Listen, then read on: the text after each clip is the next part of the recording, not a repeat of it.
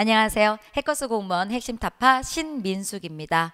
네, 2019년도 4월 시험이 끝났습니다. 여러분 시험 보시느라고 많이 고생하셨죠? 여러분 이번 시험이요, 다른 때랑 좀 다르게 독해 문제가 많이 출제되었습니다. 독해에 대해서 그동안 충실히 공부를 하신 수험생들 같은 경우에는 충분히 좋은 점수를 획득하셨을 거라고 생각하고 있습니다. 여러분들의 모두의 정말 좋은 점수 기원을 하도록 하겠습니다. 해설 강의 들어가도록 하겠습니다. 일단은 저희가 이렇게 제가 한번 나눠봤습니다. 총평해서 제가 해놨지만 그 좀 더 자세하게 돼 있으니까 그걸 확인하시고요. 4문제, 1문제, 9문제, 4문제, 2문제 이렇게 나와 있어요. 여러분 아까 말씀드렸다시피 독해가요, 너무나도 많이 9문제가 출제되었습니다.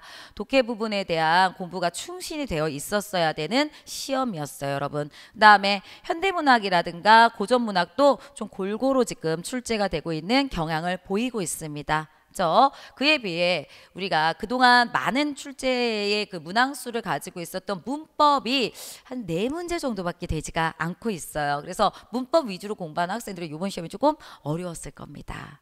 그러나 여러분 이번 형태는 그래요. 그래서 앞으로는 여러분들이 독해, 문학, 특히 독해 부분이요, 충실히 공부를 하셔야 됩니다. 독해는 한 번의 성적이 오르지 않습니다. 지속적으로 문제집을 푸시고 어느 정도의 너무 긴 것도 아니고요, 너무 짧지도 않고 한 중간 정도의 길이를 가진, 그리고 너무 어렵지 않은 그 정도의 난이도를 가지고 있는 국어 비문학 문제집을 선택하셔가지고 꾸준히 문제 푸는 것이 굉장히 중요할 것이다 예상됩니다.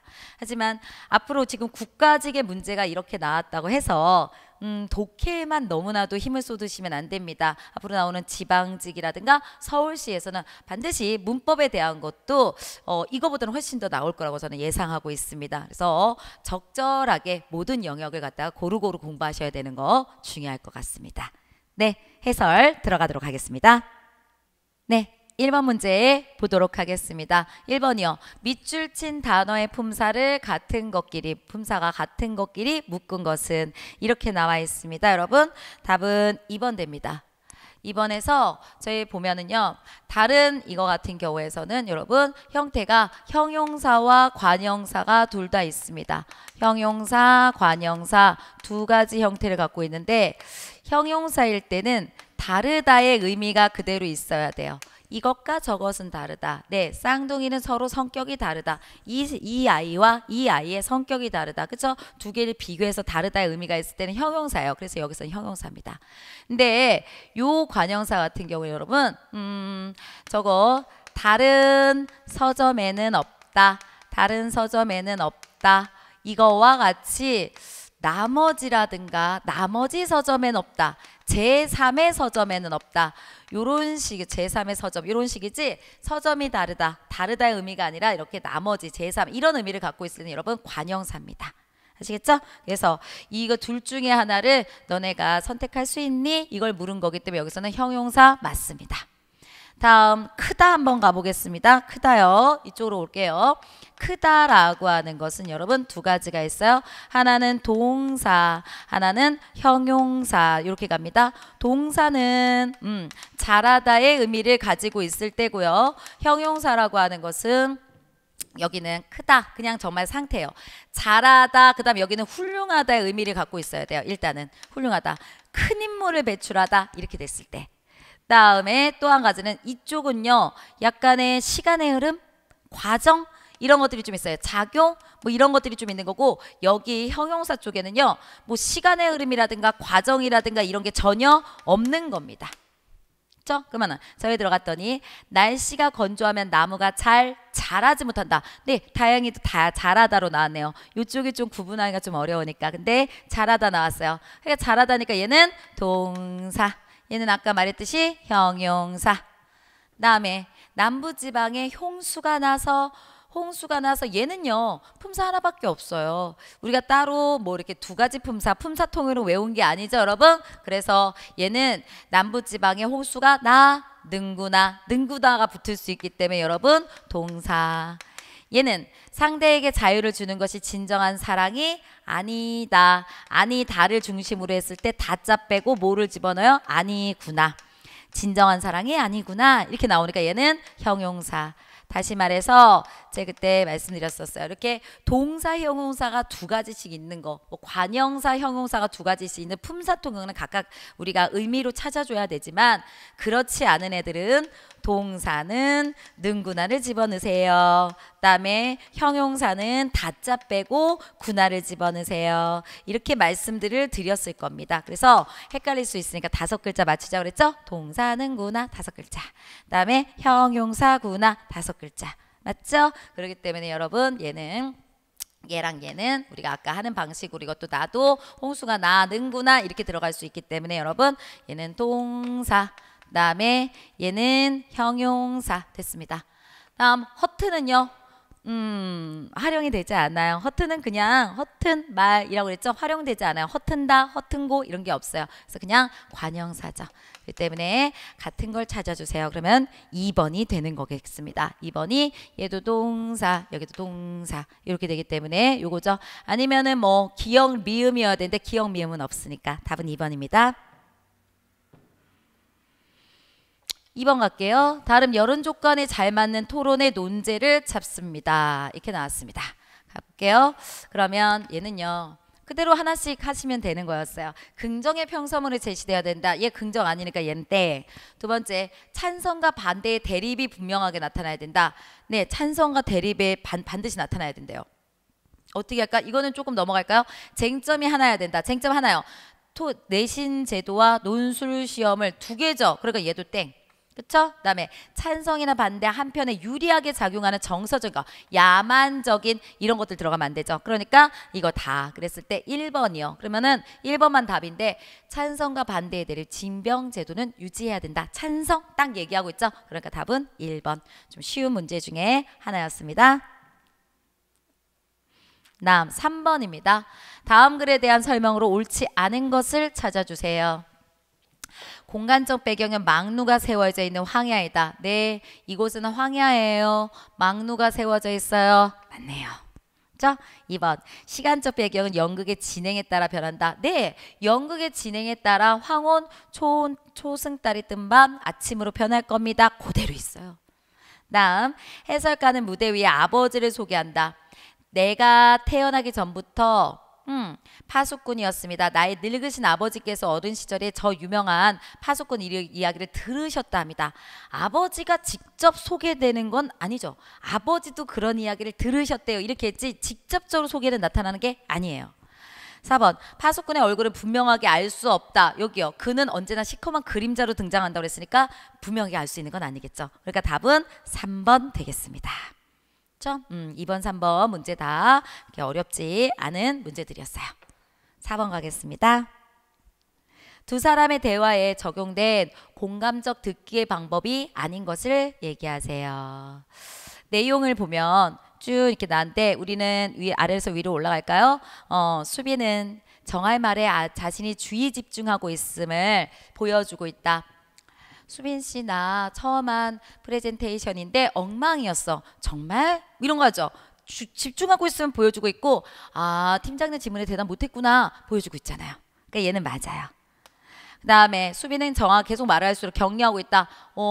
자세히 말해봐. 무슨 일 있었어? 격려하잖아요. 그쵸? 말해봐. 무슨 고민이야? 이렇게 했고요. 수빈은 정화의 혼란스러운 감정을 정화 스스로 정리하게끔 도와주고 있다. 네. 처음 하는 프레젠테이션이라 정화가 많이 긴장해. 네가 많이 긴장했나 보다. 그쵸? 스스로 정리하게끔. 너 많이 긴장했나 봐. 그래 나 진짜 그랬어. 이렇게 정리하게끔 말해줬다고요. 그쵸? 다음에 4번은요. 수빈은 정화의 말을 자신의 처지로 바꿔가지고 지금 자신의 처지로 바꿔 의미를 재구성하고 있다? 자신의 처지. 나도 그런 적이 있었어. 이런 게 없잖아요. 그러니까 자신의 처지로 바꾸는 게 전혀 안 나오기 때문에 여러분 여기는 정리하게끔 했나 보다 이렇게 생각해서 1, 2, 3번이 맞는 거고 가장 여기서 공간적 듣기의 방법을 나오지 않은 것은 4번 쪽으로 가게 되겠습니다. 5번 가겠습니다. 네, 문법 문제네요, 여러분. 문법 문제고 여기서 부엉릴 이렇게 해서 나오고 있는데 이 정도는 뭐 우리가 정말 많이 공부를 했던 부분 중에 하나예요, 여러분. 부엉릴 같은 경우에는 그쵸? 그래서 부엉릴 이랬는데 부엉릴로 먼저 가죠. 봤더니 앞말이 자음이고 앞말의 끝이 자음이고 뒷말의 시작이 이하여 요요 제가 명사 플러스 명사일 때 뒷말이 이하여 요일 때는 조심하라. 그죠? 뒷말이 이하여 요일 때는 니은 정가, 앞말이 자음이면 니은 정가, 앞말이 모으면 니은 니은 정가의 확률이 굉장히 높다. 이렇게 말씀드렸어요. 그죠? 그래서 여기가 니은 첨가했죠? 여기로 넘어갈 때 니은 첨가, 그쵸? 여기에 니은이 이렇게 돼 있고, 그 다음에 이걸로 넘어갈 때 키역이 기역으로 지금 가고 있어요. 키역이 기역으로 오고 있어요. 여러분 그러면 음절의 끝소리, 음절의 끝소리, 됐고 여기서 여기로 넘어갈 때 구둣발이 마녀 만나면 오나미가 된다. 비음하 교체, 첨가 교체, 교체와 첨가, 기역 니은이요. 답 1번. 자, 6번 가겠습니다. 토론자들의 말하기 방식에 대한 설명으로 적절한 것을 얘기하세요 라고 했어요. 찬성층은 먼저 좀 읽어볼게요. 제가 읽어보면 친구가 학교 폭력에 의해 희생되고 있는데도 자신에게 피해가 올까 두려워 아무런 조치를 취하지 않는 학생들이 많다고 합니다. 이런 행동으로 인해 학교 폭력은 점점 확산되고 있습니다. 학교 폭력을 행하는 것을 목격했음에도 어떤 조치도 취하지 않는 것은 폭력에 대해 묵시적으로 동의한 것과 같습니다. 폭력을 직접 행사하는 행위뿐만 아니라 불의에 저항하지 않는 정의롭지 못한 행위에 대해서도 합당한 책임을 물어야 합니다. 네, 지금 학교 폭력을 행사하는 사람뿐만 아니라 그 옆에서 방관하는 사람들도 합당한 책임을 물어야 된다 이랬죠. 그쵸? 그것은 뭐라 했어요? 묵시적으로 동의하는 것과 똑같으니까. 이런 얘기들을 하고 있어요, 여러분. 그 다음에 여기서도 찬성측은요, 불의를 방관한 행위에 대해 사회가 책임을 묻지 않는다면 그 후로도 사람들은 아무런 죄책감 없이 불의를 모른 채 하고 방관할 것입니다. 그러므로 결국 이는 사회 전체의 건전성과 도덕성을 떨어뜨릴 것이고 정의에 근거한 시민 고발 정신까지 약화시킬 겁니다. 계속 이런 얘기했어요. 창선측 볼게요. 익숙한 상황에 빗대어서 어떤 익숙한 상황에 빗대어서 얘기한 게 없어요. 비유적인 표현도 없고요. 비교적인 것도 없고 아무것도 없어요. 그냥 방관하는 것은 동의하는 거랑 마찬가지예요. 그리고 그런 거에 대해서 책임을 묻지 않는다고 한다면 점점 더 많은 사람이 방관할 거야. 이런 전체적인 얘기를 하고 있죠, 여러분. 익숙한 상황에 빗대은 것도 없고 자신의 경험을 제시한 것도 없어요. 1, 2번 다 안 돼요. 그럼 반대측은 윤리적 방법으로 해결책을 제시하고 있다. 윤리적 방법으로 해결책을 제시한다. 그거와 그 다음 반대측은 논쟁 의문을 제기하여 주장을 강화하고 있다라고 그랬는데 여기 보시면 반대측 쭉 얘기하다가 반대측에서 뭐라 했어요? 그 쳐다보고 옆에서 아무런 행동을 취하지 않은 사람들에게 직접 그러니까 폭력을 직접 행사하지 않은 사람들에게 책임을 물을 수는 없다. 왜? 직접 행사해서 피해를 준 사실만이 명백할 때만 책임을 물을 수 있을 것입니다. 그렇죠? 왜요? 사건에 대한 개인과 방관은 개인의 자율적인 의지지 그것을 외부에서 규제해야 할 것이 아닙니다. 과연 누구까지를 학교 폭력의 방관자로 규정할 수 있을까요? 집에서 우연히 가다가 폭력을 목격했을 경우 자신의 친구로부터 폭력에 관한 소문을 들었을 때도 근데 소문을 들었는데 그런가 봐 라고 그랬더니 그게 방관일까요? 어디까지를 기준선으로 잡을까요? 확고한 기준선이 필요한데 그게 만약에 되지 않는다고 한다면 범위부터 규정하기가 불명확하기 때문에 그렇게 볼 수 없어요. 이렇게 얘기했죠. 여러분 얘는 뭐예요? 의문을 제기한 거 나왔잖아요. 여기 의문 제기가 여기 나왔죠. 어디까지를 규정할 수 있을까요? 나왔죠? 그러니까 얘예요. 주장을 강화하고 있다. 규정할 수 없다. 그러므로 그들을 처벌할 수 없다. 이거잖아요. 윤리적인 방법으로 해결책을 제시한다. 도덕적으로 그러면 안 되는 거예요. 그런 것은 나쁜 거예요. 이런 얘기하는 게 아니라 그것은 자율적 의지에 달린 거다 이랬잖아요. 도덕적으로만 얘기해서는 안 된다. 자율의 의지에 의한 것이고 그리고 자율의 의지에 의한 것이다. 그거는 외부에서 규제할 게 아니다. 이렇게 얘기했기 때문에 여러분 도덕적으로 뭔가를 해결하려고 하지 않았습니다. 답은 4번입니다. 윤리적 방법, 도덕적 방법으로 뭔가 제시하는 게 없었습니다. 4번이요. 7번이요. 7번에서는 이거죠. 이 기역 부분이요. 기역을 여러분 골개밖에 될 수가 없죠. 왜요? 풍자와 해악은 주어진 상황에 순종하기보다 그것을 극복하고자 하는 건강한 삶의 의지에서 나온 무엇을 통해 드러난다. 풍자와 해악은 무엇을 통해 드러난다. 그러니까 풍자와 해악이 풍자와 해악을 통해 드러난다. 이렇게 말할 수가 없잖아요. 그죠? 그러니까 다른 거를 통해서 드러난다 이렇게 얘기해야 되겠죠 여러분. 그러니까 여러분 골개가 될 거예요. 1번 아니면 4번이에요. 그죠? 그다음에 요거 아래서 이제 이 기억은 있어야 할 것으로 행세해오는 관념을 부정하고 현실적인 삶을 있는 것대로 그대로 긍정한다. 여기는 우리가 잘 모른다 하더라도 여기 뒤쪽을 통해서 우리가 충분히 할 수 있어요. 이때 있어야 할 것을 깨트리는 것에 관심을 집중하는 거. 다음 있는 것이 지닌 긍정에 관심을 집중하는 거. 이런 보세요. 있는 것이 지닌 긍정에 관심을 집중한대요. 그럼 긍정적인 걸 중시하는 게 여러분 디귿이죠. 그러면 풍자하고 해악이 있을 때 긍정적인 것은 어느 쪽이에요? 풍자예요? 해악이에요? 네, 당연하죠. 해악 쪽이죠, 여러분. 해악은 익살스럽고 멋이 있는 농담 같은 거니까 이쪽이 긍정이니까 여러분 얘가 해악 쪽으로 오는 것이고 얘는 뭔가 깨트리는 것에 관심을 집중하는 거니까 여러분 얘는 뭔가 깨트리고 비판하고 이런 걸로 해서 얘가 풍자 이렇게 오셔야죠. 그쵸? 풍자와 해악의 의미를 아셨어야 돼요. 풍자라는 것은 경계하거나 비판하는 거니까 얘는 약간 부정적인 거, 얘는 약간 긍정적인 거, 긍정적인 거, 부정적인 거. 그렇기 때문에 각각 니은, 디은에 와야 되기 때문에 답은 4번이 됩니다. 그쵸? 이렇게 보시면 돼요. 네, 됐습니다. 다음 8번 들어가겠습니다. 8번이요. 이건 그냥 간단하게 보시는 게 가장 좋습니다. 중간에 들어가기에 가장 적절한 것은 간단하게 보셔야 돼요. 왜? 지금 보기를 딱 봤더니 아침 기도는 간략한 아침 뉴스로 저녁 기도는 저녁 종합 뉴스로 바뀌었다. 이랬죠. 아침 저녁에 대한 얘기가 나왔네요. 아침 기도는 이러했고 저녁 기도는 이러해. 이렇게 나왔죠. 그러면 기역과 니은과 디귿과 리을 앞뒤에서 여러분 시간과 관련된 얘기를 나온 것은 이쪽밖에 없어요. 뉴스 타전은 소름이 돋을 정도로 정확하게 교회의 시간 규범을 따른다. 아침에 교회 가고 저녁에 교회 가듯이, 그쵸? 교회 기도하듯이 여기서도 마찬가지로 아침 뉴스를 해주고 저녁 뉴스를 해준다. 이런 얘기잖아요.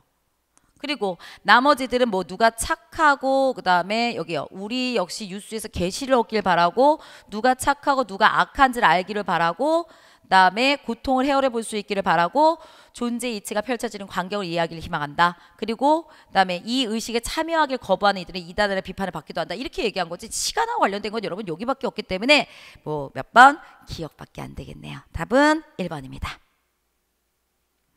9번이요. 누앙사가 나왔네요. 여러분 누앙사라는 작품이 지금 나왔습니다. 누앙사 작품은 가사고요. 가사는 삼위인곡, 송미인곡, 누앙사, 규원가 그렇죠? 그다음에 관동별곡 이런 작품들이 있을 겁니다. 그런 작품은 해석을 할 수 있고 여러분 간단한 작품에 대한 해설 정도는 여러분들이 아셔야 돼요. 언제든지 다시 한번 나올 수 있어요. 그렇죠? 그러면 여기서는 기억보다는 니은을 중심으로 잡으시는 게 훨씬 더 편하셨을 거예요. 그럼 니은을 제가 한번 얘기해 볼게요. 북창, 북쪽 창을 비스듬히 앉아. 북쪽 창에 기대어 비스듬히 앉아 새벽을 기다렸어요. 그랬더니 무정한 대승이요. 오디세래요. 그러면 오디세가 무슨 새인지 몰라도 여러분 그냥 새라고 생각하셔야죠. 무정한 새는 하늘 도구는도다. 내 안을 더욱 부각시키고 있잖아요, 여러분. 그렇죠? 그러면 상상적 허구머리도 아니요. 새소리가 들려가지고 내가 한이 더욱더 부거되는 거기 때문에 여러분 상상 아니고요. 니은 화자의 희망을 나타내. 희망 아니죠. 하늘 돋구는데 어떻게 희망이 돼요?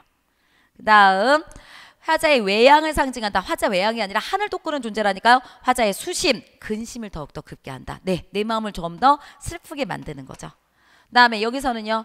여기 앞부분의 내용이 저런 내용 있잖아요. 내가 소 빌리러 갔잖아요. 갑자기 이제 비가 내려서 마지막으로도 이 비를 삼아가지고 내가 어떻게 밭이라도 한번 내가 진짜 저기 뭐죠? 그 엎어가지고 밭을 한번 갈아가지고 씨라도 뿌리려고 소 빌려 갔는데 소 못 빌렸잖아요. 그러니까 자기가 너무 창피한 거야. 그리고 자기가 너무 초라하게 생각하는 거야. 그래서 집신에 설피설피 물러나왔더니 풍채 적은 자기 모습에 개가 짖을 뿐이다. 저쪽에서 개가 짖는 듯한 느낌. 그쵸? 짖는 소리가 들릴 뿐이다. 화자의 초라함을 부각시키는 거죠.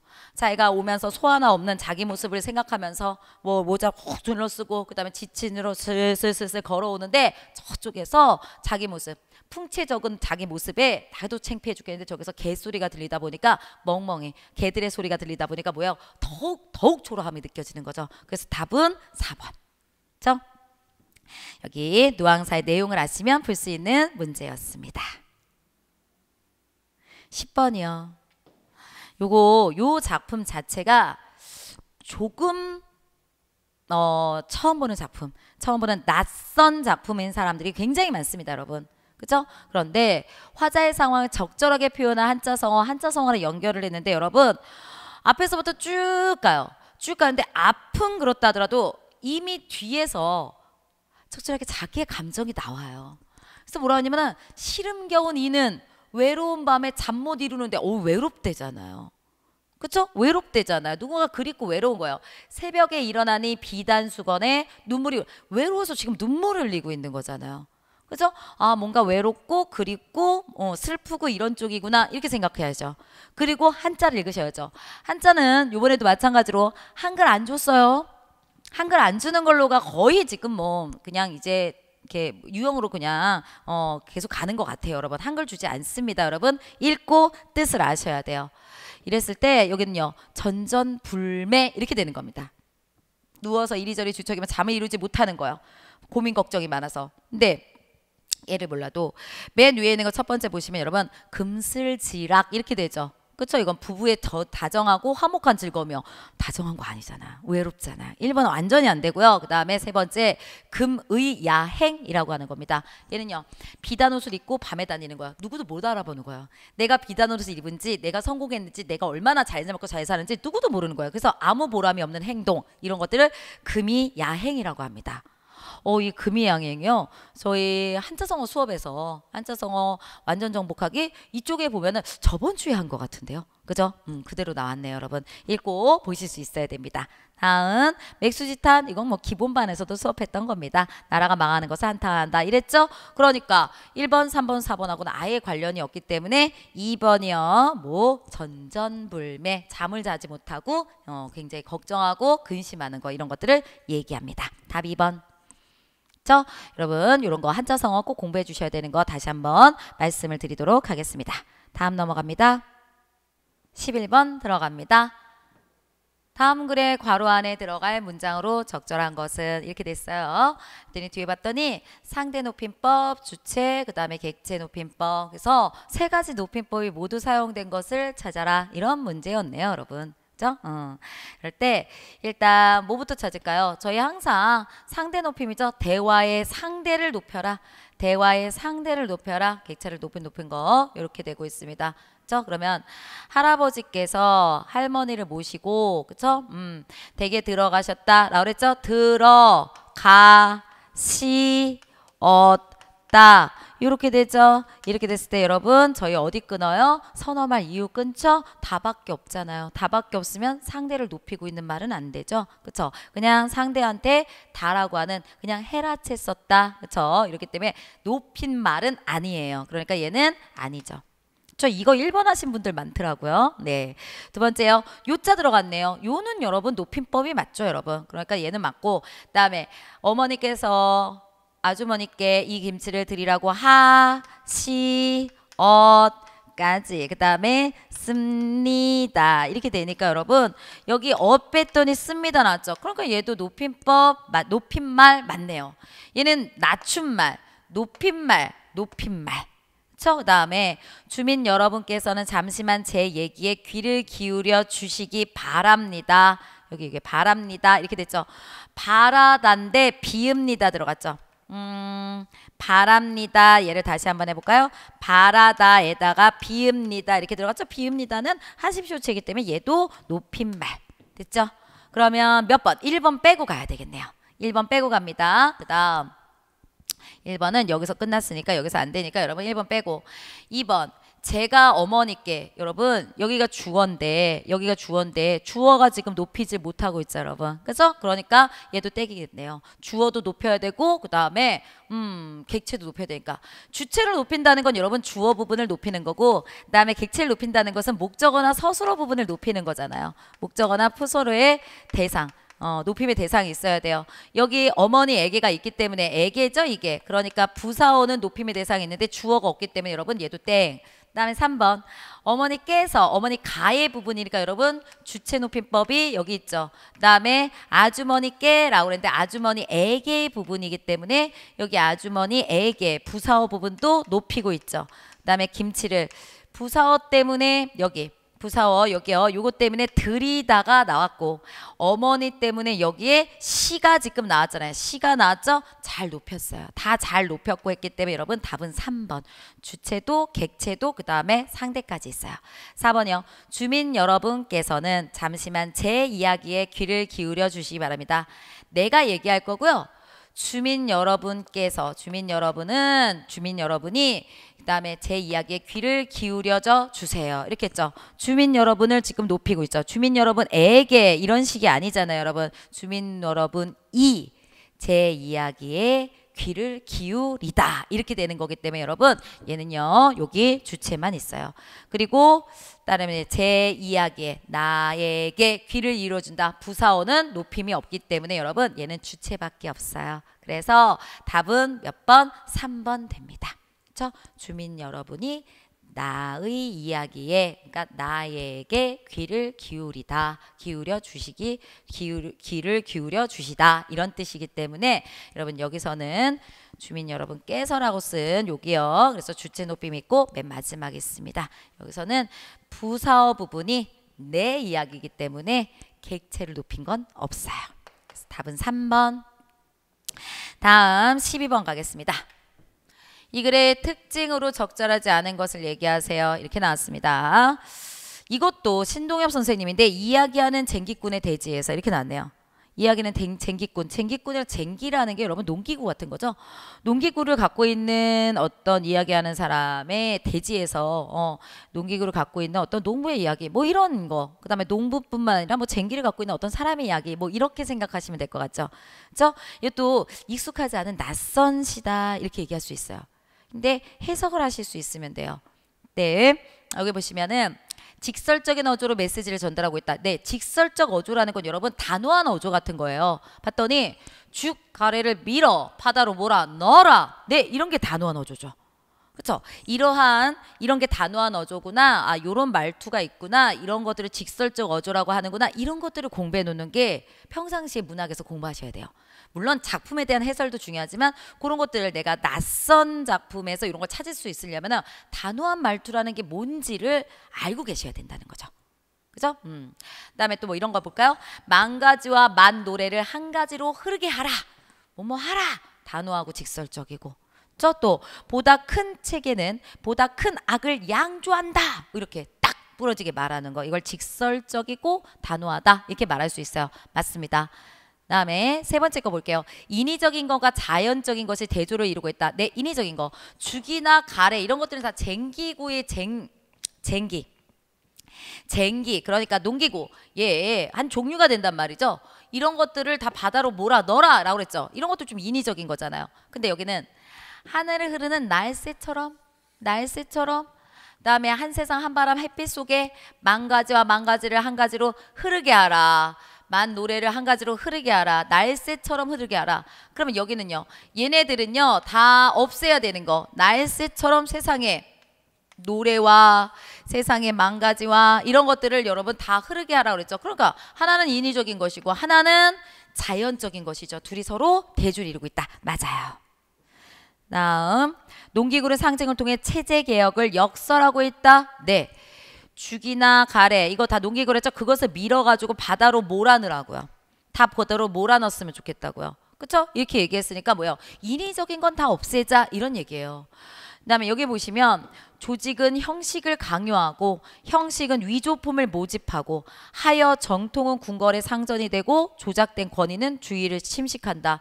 그 다음에 국경탑이며 1만 년을 울타리며 주가를 밀어서 바다로 놀아. 여기 보시면 국경도 그 다음에 탑도 그 다음에 1만 년 울타리도 이것도 다 인간이 인위적으로 만들어 놓은 거잖아요. 그런 모든 것들을 다 밀어서 바다로 몰아넣고 그런 거 사라지게 하고 흐리는 날새처럼 자유롭게 모든 것들이 인위적인 거 말고 자연적인 것을 흐르게끔 해라. 이게 지금 이 신동엽 시인이 말하고 있는 부분이잖아요. 그쵸? 그래서 농기구를 상징적으로 말해서 네, 죽이나 가래라는 농기구의 상징을 통해서 체제개혁, 인위적인 것 좀 하지 말자고요.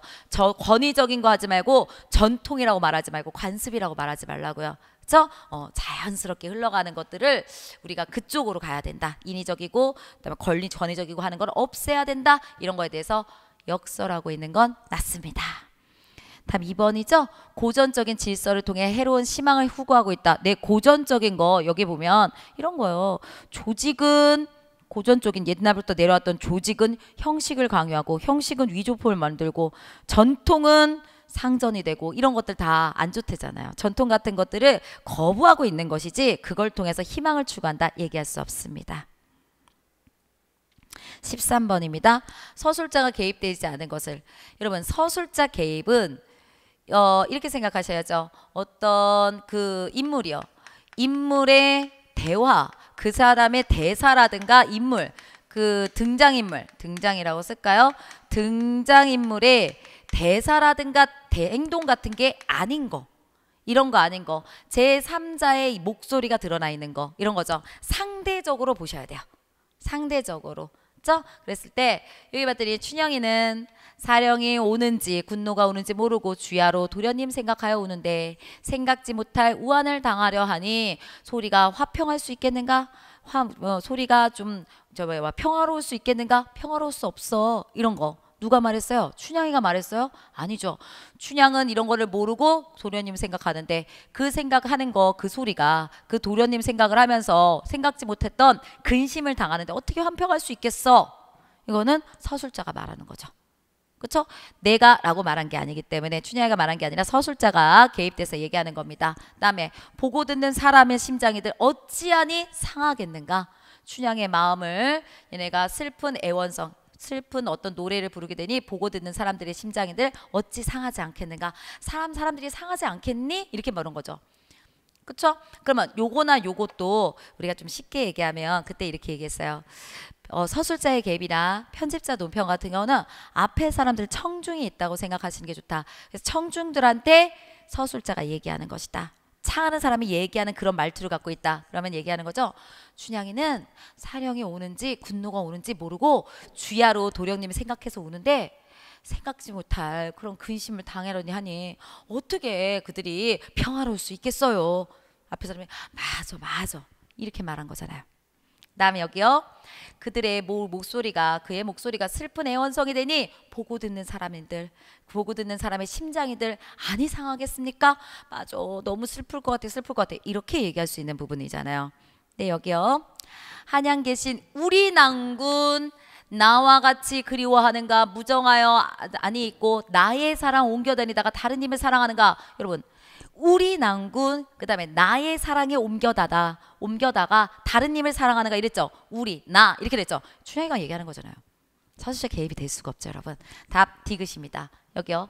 이렇게 한참을 서럽게 올 때 사령 등이 춘향의 슬픈 목소리를 들으니 목석이라도 어찌 감동을 받지 않겠습니까? 사람들이 앞에서 그렇구나 이 서술자 개입이죠. 이거는 춘향의 말이죠. 그렇기 때문에 여러분 몇 번? 3번 이렇게 돼요. 아까 말씀드린 대로 등장인들이 자신의 어떤 대사, 심리, 자신의 심리를 표현하거나 자신의 심리를 직접 표현하고 있거나 아니면은 대사의 부분을 얘기하고 있거나 이거 대사잖아요. 그렇죠? 대사의 부분을 얘기하고 있거나 직접 이런 거라든가 아니면 등장인물의 행동을 묘사하는 이런 것들은 편집자적 논평이 될 수 없다. 이렇게 얘기했죠, 여러분. 그렇죠? 이거는 서술자 개입이 될 수가 없습니다. 오히려 서술자 개입을 찾는 것보다 이런 것들이 안 된다로 생각하시는 게 훨씬 더 쉬울 거예요. 답 3번. 14번 가겠습니다.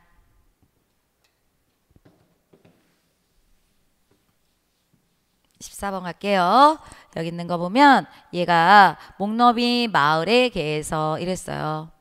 여기 이 마을이요. 목너비 마을의 이 사람들은요. 왜 여기 동네 사람들이 이러냐면 너무 굶었어요. 너무 굶어서 너무 배가 고픈데 한 마리 개가 지금 들어온 거예요. 주인도 없는 개가 들어온 거란 말이죠. 그래서 어떻게 하겠다라고 생각하냐면 저 개를 잡아가지고 옛날에는 걔를 먹었으니까 여러분.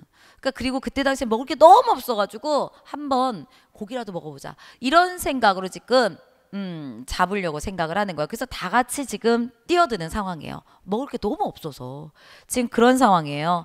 그런데 여기에 갓난이 할아버지가 뭐라고 생각하는 거예요? 딱 갑자기 봤더니 별나게 새파란 불이었다. 누구?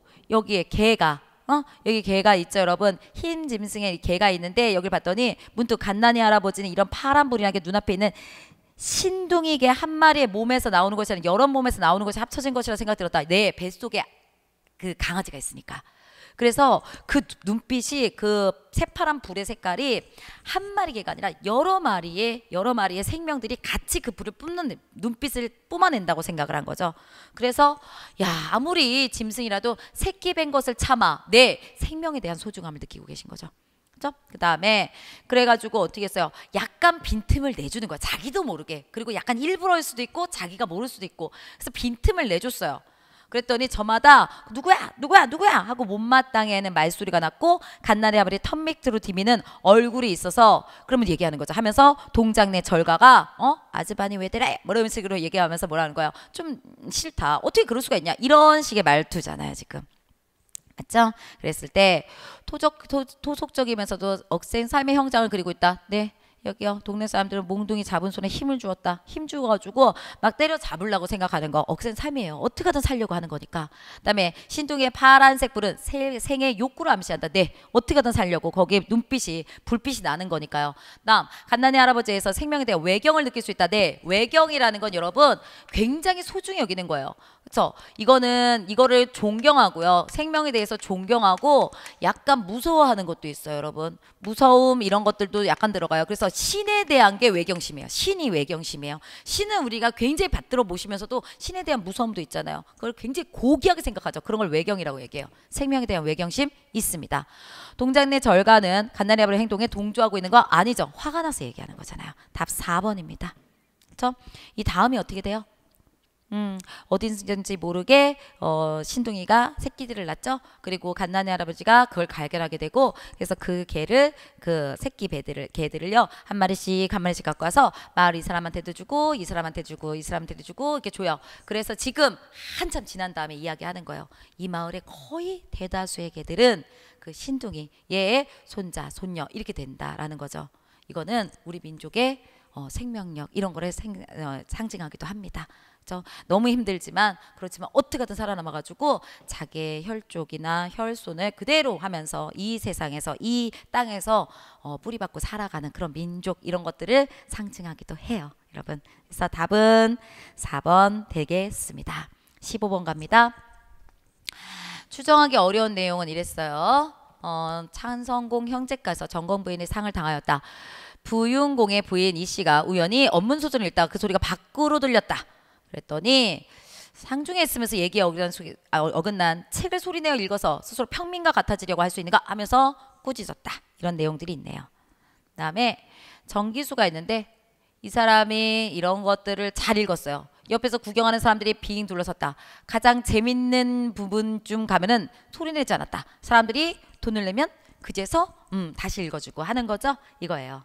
그러면 상층 상류층 남성들은 상중의 예법에 대해서 매우 엄하였다. 네, 아까 어떻게 그럴 수 있냐 이렇게 얘기했으니까 엄한 거 맞고요. 혼자 소설을 보면서 소리내어 읽기도 하였다. 아까 여기요. 부인이 씨가 우연히 언문 소설을 읽다가 소리냈다라고 그랬으니까 여러분 맞아요. 하층에서도 소설을 창작하는 거요? 아니요. 돈을 내면서 소리를 듣는 거죠, 여러분. 재미있는 구절에서 누군가가 소리 내가지고 읽어주는 사람들이 있었고 창작하는 게 아니라 듣는 사람들이 많았다고 즐기는 사람들이 많았죠. 하층에서도 소설을 즐겼다. 맞아요. 하지만 창작하는 사람이 많았는지 안 많았는지는 이걸 통해서 알 수 없어요. 답 3번. 네, 16번 가겠습니다. 다음 글의 글쓰기 전략으로 볼 수 없는 것은 이렇게 얘기하고 있습니다. 아래쪽의 내용을 보면서 확인할게요. 1번 고전파 음악이 지닌 음악사적인 의의를 밝힌다. 네, 음악사적인 의의요. 여기 있어요. 즉 신보다는 사람을 위한 음악을 위한 음악을 이루어나겠다는 굳은 결의를 보여주고 있다. 이랬어요. 그쵸? 신보다는 사람을 위한 것이다. 이게 바로 거기에 의미라고 얘기할 수 있어요. 음악사적인 의의. 그다음에 고전파 음악의 음악가를 예시하여 이해를 돕고 있다. 네, 예시하는 것도 여기 있죠. 여기는 하이든, 모차르트, 베토벤 등 음악의 역사에서 가장 위대한 작곡가들이 배출되었다. 예를 들어서 얘기하고 있어요. 그다음에 또 뭐를 볼 수 있느냐? 여기요. 고전파 음악의 특징이 형식과 내용의 분리에 있다. 여기 봤더니 여기 고전파 음악에 대해서 얘기했는데 종래의 신을 위한 음악에서 탈피해 형식과 내용이 분리된 게 아니라 일체화를 하고 균형 잡힌 절대 음악을 추구하였다 나왔죠. 일체화를 꾸몄대잖아요. 완전히 다른 걸로 지금 보기 내용이 나오고 있죠. 여러분 보기 내용이. 그렇기 때문에 답은 3번이에요. 그리고 고전파 음악은 어떤 음악인가? 맨 처음에 화제를 제시하고 있으니까 화제 제시하는 것까지 맞아요. 근데 여기 분리가 아니라 일체예요. 답 3번이에요. 이거는 비문학 내용 자체는 우리가 글을 읽었을 때 무슨 내용이다 이거는 잘 모른다 하더라도 내용 이게 좀 쉽다 우리가 이렇게 얘기하고 요번 독해들이 많이 어렵지가 않아요 라고 얘기하는 것은 바로 이런 겁니다. 내용을 그대로 차근차근 잘라서 본다고 한다면 분리가 아니라 일체다라는 것은 금방 찾을 수 있거든요. 그렇기 때문에 이 지문이요. 이 지문을 통해서 우리가 공부해야 될 앞으로 공부 방향이 나오고 있어요. 어떻게 한다고요? 어느 정도의 길이를 가지고 있는 한 중간 정도의 길이를 가지고 있는 그리고 많이 어렵지 않은 지문들을요 시간 내에 풀 수 있는 시간 내에 풀 수 있는 연습이요. 이게 시간이 굉장히 충분하잖아요. 그러면 하나하나 비교하면 너무 좋아요. 근데 빠르게 읽고 빠르게 보는 거 이런 것들을 여러분들이 연습을 하셔야 된다는 얘기들입니다. 그래서 우리가 비문학은 어렵게 꼬지 않을 테니까 여기 보면은 형식과 내용 이런 것들을 중심으로 골라서 분리인가 아니면은 일체인가 이런 것들이 나온 부분을 빨리빨리 그 부분들 여기 지문에서 지금 필요로 하는 지문들을 빨리 찾아가지고 그 부분을 찾아서 비교해서 빨리빨리 우리가 비교해가지고 맞는지 안 맞는지 내용 일치하는 거 있죠? 내용 일치를 확인하는 거 굉장히 중요하다 이렇게 말씀을 드리겠습니다. 다시 한번요. 어느 정도 중간 정도의 길이에 중간 정도 그러니까 지문의 난이도를 갖고 있는 거를 많이 풀수록 좋습니다, 여러분. 그러면 중간 정도의 난이도가 어느 정도인지 그 다음에 중간 정도의 지문이 어느 정도인지 모르겠어요 라고 말하면 지금 이 정도로 얘기하시면 돼요. 이 정도가 여러분 중간 정도 이 정도 얘기할 수 있어요. 그다음에 난이도도 요거는 약간 중상 앞에 거는 중하 요 정도예요. 그러니까 요번에 나온 게 기준이다 이렇게 생각하시면 될 것 같아요. 그래서 공무원 국어의 비문학들 문제 푸시는 게 가장 좋고요. 근데 그게 만약에 없다 내가 문제집을 구할 수가 없어요 그러면 수능 문제집을 사셔 푸셔도 좋습니다. 근데 수능 문제는 종합 문제는 풀지 마세요 여러분. 종합편 이런 거는 풀지 마시고 여러분 수능 쪽에서 기초편이라든가 수능 비문학 독해 기초편이라든가 기본편 문제를 사가지고 문제를 지속적으로 푸시면 좋습니다. 이런 거 사시면 돼요. 어떤 문제집이든 상관은 없습니다 여러분. 답은 3번 됩니다. 다음 거 가겠습니다. 17번이요. 글쓴이의 생각을 적절히 추론한 것을 얘기하라 했습니다. 가볼게요. 합리론의 전통은 감각에 대해서 매우 비판적이다. 네, 합리론은 감각이 별로 중요하지 않대요. 합리론은 이성이 중요해요. 근데 반대로 경험주의자들은요. 경험에서 모든 거, 감각 경험에서 모든 게 출발한다고 그랬으니까 경험론자들은 감각 경험을 중시하는 거네요. 그렇죠? 근데 여기서 보면은 이렇게 있어요. 감각이 우리를 속일 수 있다는 것을 분명히 알고 있다. 네, 착시현상 같은 게 있잖아요. 여기 앞에 있으면 좀 더 커 보이고 저기 뒤에 있으면 좀 더 작아 보이는 거 이런 것들 우리가 분명히 경험해 본 적이 있기 때문에 우리가 보는 거라든가 이런 경험 같은 거 감각이라는 게 우리를 속일 수 있다는 거 우리 분명히 알아요. 그렇지만 그렇다고 해서 일상생활에서 자신의 감각을 신뢰하고 이에 따라 행동하는 것은 잘못이 아니다. 그러니까 일상생활 속에서는 감각을 믿는 거, 경험을 믿는 거. 네, 일상생활 속에서 감각과 경험을 믿는 거 이거는 괜찮다. 이렇게 얘기했어요. 믿는 거, 이거는 괜찮아. 그럴 수도 있어. 다음, 여기 그다음에 반대로 실용적 기술 개발이나 평범한 일상적 생활과는 달리 이랬죠. 그러면 일상생활과 같이 가는 게 뭐예요? 실용적 기술 개발, 이것도 이쪽으로 같이 가겠네요. 기술 개발, 이쪽도 같이 가겠네요. 이런 것은 감각과 경험을 중시해도 된다. 하지만 그거랑 달리 과학적 연구는, 과학적인 연구가 있는데 이거는 정확성을 요하기 때문에 경험, 감각이나 경험에 대해서 경험을 최대한 최소화시키고 배제시켜야 된다. 이게 여기서의 내용이잖아요. 자, 그러면 1번 볼까요? 실용적 기술을 개발하는 것을 1차원적으로, 실용적 기술을 개발하는 것을 1차적으로 경험론적 사고의 토대를 둬도 돼. 네, 된다고 그랬잖아요. 그렇죠? 앞에는 일상생활과 여기 있는 거 실용적 기술 개발, 평범한 일상적 행동, 이거 같이 갔으니까 그거와 달리 과학적 기술을 했으니까 얘네는 한쪽이잖아요. 한쪽. 그러니까 얘 맞네요. 세계는 끊임없이 변화함으로 일상생활에서는 합리적 사고를 우선해야 된다. 일상적 생활에서는 감각이나 경험을 우선시해도 된다라고 그랬어요. 과학 연구는 합리론을 버리고, 합리로 버리면 안 되죠. 안 되죠. 그다음에 감각에 대한 신뢰는 어느 분야에선 전적으로 차별 없이 요구된다. 아니요. 여기서는 얘를 중시해도 되지만 여기서는 좀 얘를 배제하자 그랬으니까 차별이 있는 거죠. 그래서 답은 1번 됩니다. 18번이요. 다음 글에 대한 설명으로 적절하지 않은 것을 찾아주세요. 적절하지 않은 것을 찾아주세요. 네, 여기 있는 거 내용 볼게요. 이사한다고 집을 내려놓게 되면 주방기구들이 부족하게 되고 이때 짜장면은 참으로 편리한 해결책이다. 네, 우리 이사하면 꼭 짜장면 먹었잖아요. 그다음에 갑자기 아이들이 친구들이 많이 몰려왔을 때 피자는 참으로 편리한 음식이다. 네, 둘 다 편리한 거 맞네요. 그다음에 싸게 먹을 수 있는 이국 음식이란 점에서 짜장면과 피자는 특별한 의미를 지닌다. 네, 싸게도 먹을 수 있고 이국 음식이요. 한쪽은 저쪽 뭐 서양 쪽이고 한쪽은 뭐 중국 문화 뭐 이렇게 생각해가지고 특별한 의미를 가질 수 있다.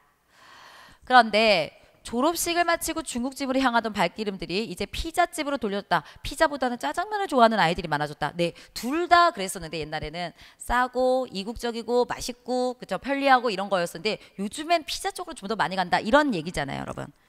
그렇죠? 그러니까 짜장면은 특별한 날에 어린이들에게 여전히 사랑받는 음식이 아니잖아요. 피자집으로 간대잖아요. 그거 안 되고. 피자는 쉽게 배달시켜 먹을 수 있는 편리한 음식이 앞에서 나왔고. 짜장면 피자는 이국적인 음식이 앞에 나왔잖아요. 여기 이국적이다. 여기 어디였어? 여기요. 이국 음식이란 점에서 짜장면과 피자는 특별한 의미를 갖는다. 이렇게 생각 맞고, 짜장면과 피자는 값이 싸면서도 기분 전환이 된다. 여기 봤더니 외식을 하기엔 부담되고, 그러니까 외식을 하기에는 돈이 들어가니까 부담이 되는 거잖아요. 그러니까 싸고, 그다음에 한 번쯤 식단을 바꾸어 보고 싶은 뜸. 중국식 짜장면이나 이탈리아식 피자는 한국에서는 이게 안성맞춤이다. 뭔가를 식단을 바꿔보고 싶다는 것은 뭔가 좀 바꿔보고 싶은, 기분 전환하고 싶을 때 이런 것들 얘기할 수 있잖아요. 그렇죠? 그렇기 때문에 완전히 틀린 4번이죠. 가장 사랑받는다? 아니요. 피자 쪽으로 넘어가고 있으니까 완전히 틀린 거 4번이에요. 3번은 추측할 수 있어요. 19번입니다.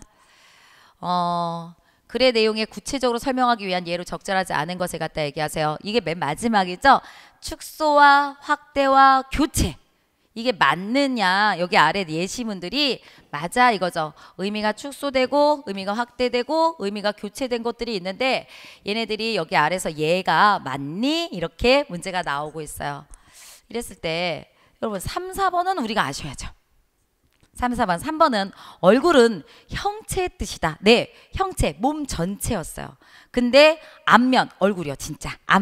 앞면만을 뜻하기 때문에 축소되었다. 네, 이거는 많이 나왔어요. 많이 나왔기 때문에 여러분 얘도 아셔야 되고. 그다음에 여기는 뭐 소학원에 같은 데서 나왔으니까. 그다음에 결에는 친척이란 뜻에서 민족이란 뜻으로 의미가 확대되었다. 네, 이것도 우리가 알만한 그런 내용이었습니다. 그다음에 1번 아니면 2번이에요. 근데 가을거지와 추수는 지금 둘 다 쓰죠. 지금 둘 다 쓰기 때문에 공존하며 경쟁하고 있는 게 맞아요. 근데 말미는 쓰지 않고 휴가라는 말만을 사용하고 있다. 아니요. 나에게 좀 말미를 주세요. 이런 얘기 쓰잖아요, 여러분. 쓰지 않지 않아요. 그리고 휴가라는 말, 이거 쓰지 않고 휴가라는 말만 사용, 아니라니까. 둘 다 사용해요. 그렇죠? 그래서 얘네들은요, 말미는 일정한 직업이나 일 따위의 메인 사람이 다른 일로 말미암아 얻는 겨를, 약간의 틈이요. 휴가는 직장, 학교 따위의 단체에서 일정한 기간 동안 쉬는 일, 그리고 그럴 겨를. 비슷하게 둘 다 어느 겨를이죠. 조금 시간을 내는 겨를, 뭐 그다음에 뭐 이렇게 약간의 얻는 시간 같은 것들을 둘 다 비슷하게 얘기해서 유의어지만, 여러분 유의어지만 동의어는 아니에요. 동의어는 아니에요. 그죠? 그리고 약간 지금 얘는 뭐예요? 둘 다 사용되고 있어요. 그러므로 쓰지 않는다. 저 말이 틀렸기 때문에 답은 2번 되는 겁니다. 그렇죠? 20번입니다. 다음 글에 대한 설명으로 적절하지 않은 것 찾으세요. 가에서 봤더니 20세기 들어와서 지속성 농약이 자연 생태계에 어떤 악영향을 미치는지 밝힐 수 있었다. 그 중에 DDT는 유기염속의 살충제의 대명사이다. 중심 화제 DDT. 핵심은 제시함으로써 정길된 내용 암기한다. 네, 앞으로 DDT에 대한 얘기할 건가 봐요. 얘가 농약의 생태계에 악영향을 미치는데 얘가 좀 대표적으로 미치나 봐요. 그렇죠? 그런 걸 보여주고 있다. 그다음에 나 부분 봤대요. 이 유기염속의 살충제는 물에 잘 녹지 않아요. 그리고 생물학적 분해가 거의 이루어지지 않아요. 그래서 DDT는 토양이나 물속의 퇴적물에서 수십 년간 축적되어 있다가 그다음에 지방에 잘 녹아서 먹이 사슬을 거치는 동안 지방함량이 높은 동물 체내 그 농도가 높아진다. 그러니까 물로도, 토양에 물로도 녹지 않고, 그다음에 여기서는 물에 녹지 않죠. 그다음에 햇빛에 의해서도 분해가 거의 이루어지지 않다 보니까 지방이니까 계속 동물한테만 올라가게 됐네요. 거기서 녹아서 올라가게 되겠네요. 그렇죠? 그리고 얘네들이 이렇게 쭉 가다 보니까 결국 멸종의 길을 겪게 된다. 예, 체내에 계속 농도가 높아지다 보니까 뭐 이렇게 알이 깨져가지고 명종에 이르게 될 수 있다. 그래서 DDT가 지닌 생태계 영향을 인과 분석에 원인이 이렇게 되고 이렇게 돼서 결과적으로 멸종을 하게 된다 말하고 있어요.